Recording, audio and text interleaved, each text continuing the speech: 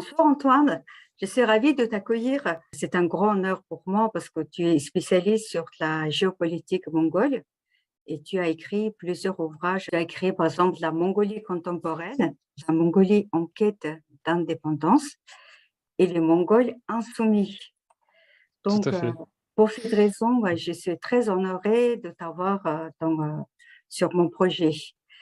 Je suis Donc, également très honoré. Merci beaucoup pour l'invitation. D'autant que tu as eu l'honneur de faire la petite préface de l'ouvrage sur les Mongols insoumis. Donc, je vais te poser 5 questions. avec Donc, plaisir. la première question, ça sera pourquoi la Mongolie? Quels sont les facteurs qui ont déterminé ton choix pour faire les études sur la Mongolie?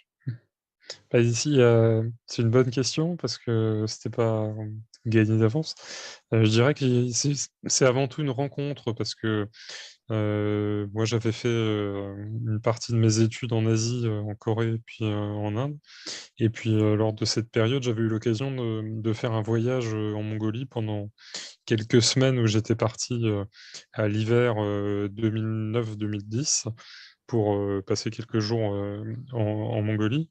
Et c'est vrai que c'est une expérience qui m'a beaucoup marqué parce que je m'attendais pas du tout à trouver ça en arrivant. J'étais encore très ignorant finalement de ce que je pouvais trouver. J'avais plein d'a priori assez bêtes, mais bon. Et en tout cas, je suis arrivé dans le pays, j'ai eu une forme de choc à la fois. Je dirais, bon, il y a évidemment le choc, hein, parce que les paysages sont très jolis, donc il y a quand Mhm. même une relation à l'environnement qui est assez forte quand on s'y rend.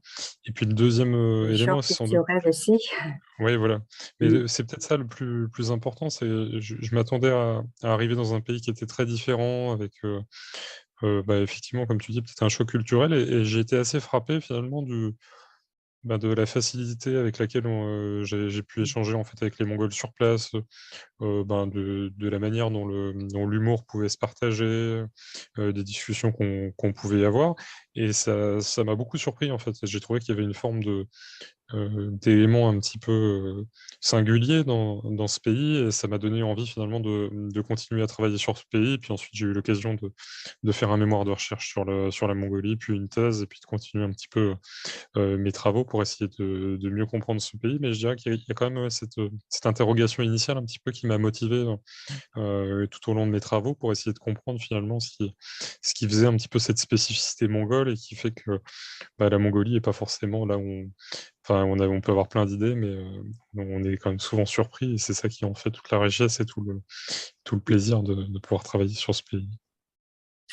Merci Antoine. Et comment vois-tu l'avenir de Mongolie dans 50 ans? Ouais, c'est en 50 ans, c'est pas facile parce qu'il y a quand même pas mal d'évolutions en cours, et on voit un petit peu toutes les difficultés et tous les défis auxquels peut être confrontée la Mongolie, parce que il y a quand même toute une trajectoire historique d'émancipation, bah, d'une part à l'égard de la Chine avec la révolution de 1911, puis la révolution de 1921, et puis on voit que le processus n'est pas encore terminé, qu'il faut encore s'émanciper de la tutelle de l'Union soviétique. Puis finalement, on arrive avec une Mongolie qui est réellement indépendante au tournant des années 90, mais qui se retrouve face à de nouveaux défis, notamment en matière de développement économique. Et je dirais que il y a quand même un élément un petit peu singulier, c'est le modèle politique qui s'est développé dans le pays, avec une forme de démocratie libérale qui, certes, n'est pas parfaite, mais présente quand même une originalité et puis un caractère abouti qui mérite quand même d'être souligné. Et le, je trouve qu'il y a toute une interrogation justement sur la capacité de la Mongolie à préserver un petit peu cette originalité Mhm. et à faire des arbitrages parfois. Parce que c'est vrai qu'on entend beaucoup de débats sur la problématique du développement économique, la nécessité de diversifier un petit peu la structure économique du pays pour essayer de sortir d'une dépendance trop marquée à l'exploitation des ressources naturelles. Et puis parfois, on se demande s'il n'y a pas forcément, enfin, est-ce qu'il n'y a pas une contradiction finalement entre ce modèle assez original originale qui est promue par la Mongolie dans la région, et puis l'affirmation des voisins russes et chinois qui sont sur des trajectoires beaucoup plus autoritaires, avec une logique d'affirmation de puissance qui est quand même très inquiétante, surtout lorsqu'on voit ce qui se passe en Ukraine. Donc c'est vrai qu'à 50 ans, ça pose tout un tas de questions, mais en même temps, il y a une tas d'expérience justement sur la manière de gérer un peu ces relations avec ces deux puissances. Donc c'est jamais simple, parce que, puis surtout que le contexte international s'est quand même détérioré. Mais c'est vrai je pense qu'on peut être confiant, parce qu'il y a quand même cette ingéniosité diplomatique et, comme tu dis, cette capacité un petit peu de résistance à bas bruit qui est tout à fait intéressante pour l'avenir du pays, même si les défis sont très importants, que ce soit des défis sociaux, politiques, économiques, environnementaux, et c'est pas simple, mais bon, on peut Dans le espérer que... développement durable, oui, il y a Tout à beaucoup de fait, choses à faire, beaucoup de choses à revoir. Donc, tout est complètement. c'est une complexité absolue quand même. Mm. Un joli Et défi. ouais, dans le même projet, c'est comment tu vois l'avenir de la France dans 50 ans? Alors là, c'est une bonne question aussi. Bah, c'est pas facile, parce que moi j'ai l'habitude de répondre aux questions sur la Mongolie. Sur la France, c'est plus compliqué. Bah, il y a tout un enjeu, je dirais. On est un petit peu dans une Chancellerie période charnière. européenne, ouais. Voilà, bon, C'est où les complet. choses sont en train d'évoluer très rapidement.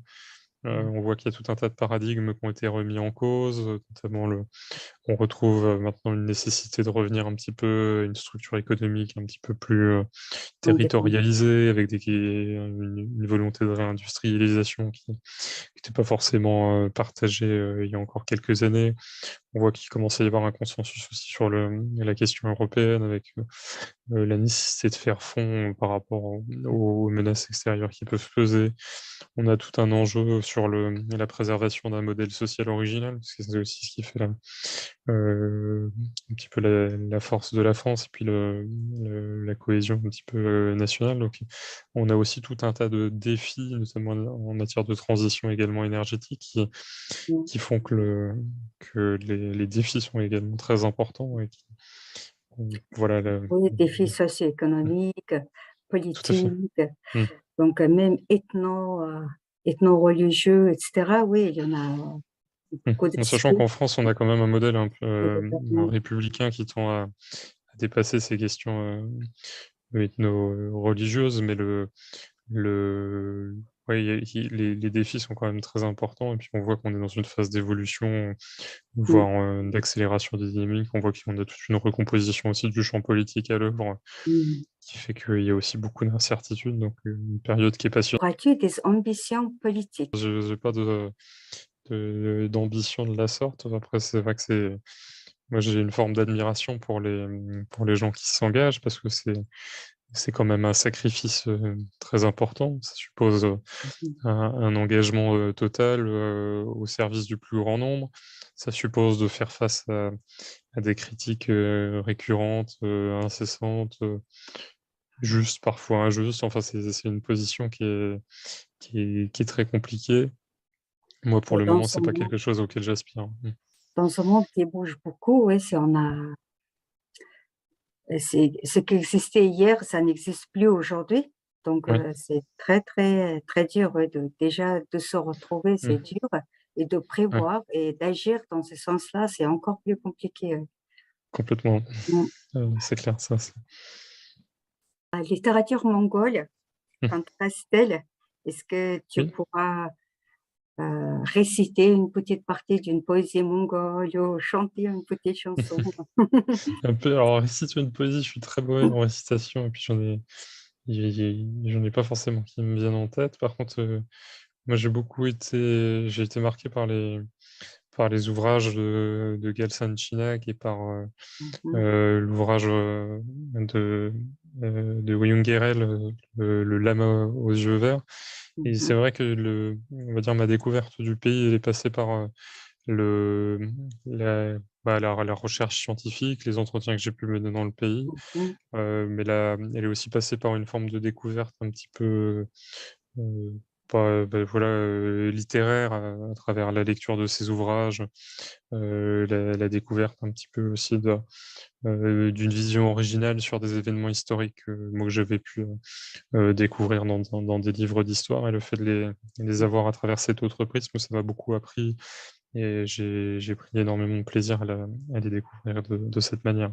Merci beaucoup, Antoine, hein, d'avoir accepté déjà notre invitation. Ah, Si merci. tu veux, tu pourras me poser. Une question, c'est toi que justement, comment tu vois justement l'avenir de la Mongolie, et qu'est-ce qui te semble peut-être les 3 points les plus importants auxquels il faut, les 3 défis? À développer donc le concept de troisième voisin, Mmh. parce qu'on n'a que deux voisins géographiquement parlant, donc la Chine et la Russie. Pour avoir une indépendance totale, donc politique, économique, sociale, Mmh.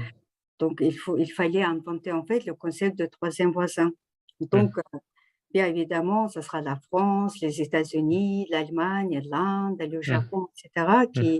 qui jouent un rôle non négligeable Mmh. pour le maintien de l'indépendance mongole. Donc, il faudra approfondir, trouver l'équilibre justement pour Mmh. sauvegarder l'harmonie de la force en Asie même, ou Oui, au-delà de l'Asie.